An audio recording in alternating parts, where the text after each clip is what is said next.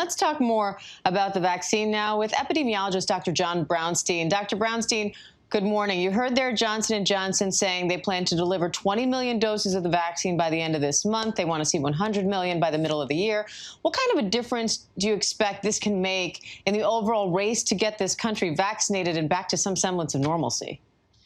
Yeah, Diane, this is incredibly exciting. I mean, we are just a year, right, into this pandemic, and we have 3 incredibly safe and effective vaccines, which is really just a scientific miracle.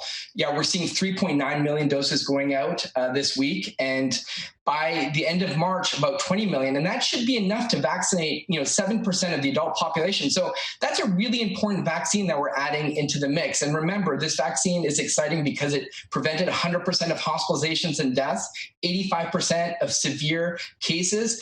And also remember, this vaccine was tested in a time when we had variants, the South African variant, the Brazil variant, and they had strong efficacy. We're all excited. We heard Eva talking about the single dose, no freezing. That is super important, especially as we try to get to rural areas, as we're trying to convince people to get this vaccine. 1 dose will make such a big difference. And as we keep saying, when it's your turn, all 3 of these vaccines are incredible. Take which one is available to you at this time. And Gorski says this type of vaccine could be used on other conditions like cancer and Alzheimer's. How would that work?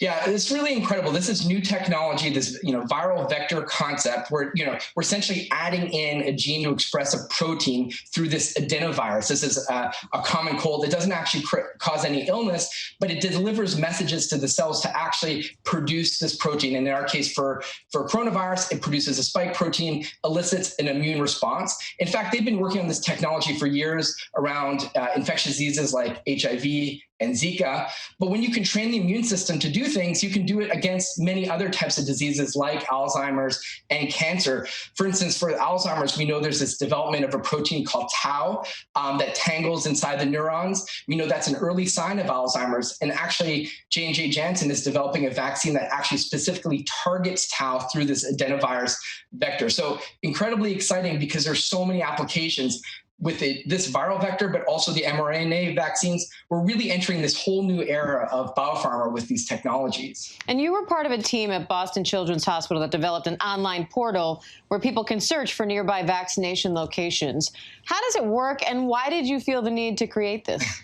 Yeah, I mean, we've actually been working on a tool called vaccinefinder.org for 8 years. Actually started after H1N1 pandemic. It was so hard to tell people, where to go and get a vaccine. We created this website, essentially a map that shows where vaccines are available. And we've been building this technology for months now, a free online tool that helps sort of bring all this data together. I mean, we know that we've been talking about this for weeks. So challenging for people to find vaccines, all the complicated websites, they're all siloed. People are hitting refresh. This is trying to bring some order to that. It's a national tool. All the federal pharmacies are in there. We're starting to roll out major state public health departments. And essentially, it's going to be a tool for people to get access and really cut down that time. We're already seeing incredible access that is taking place. People are making appointments.